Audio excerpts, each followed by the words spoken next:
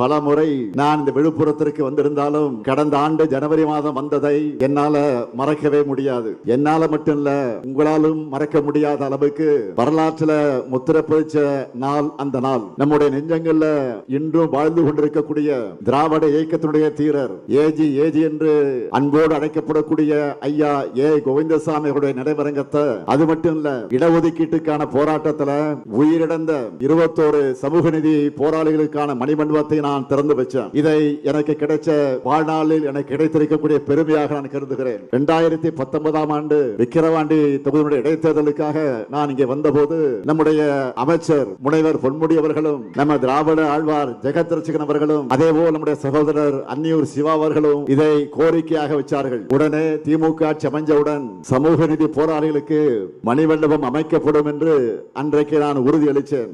இந்த ஸ்டாலின் சொன்னதை செய்வான்.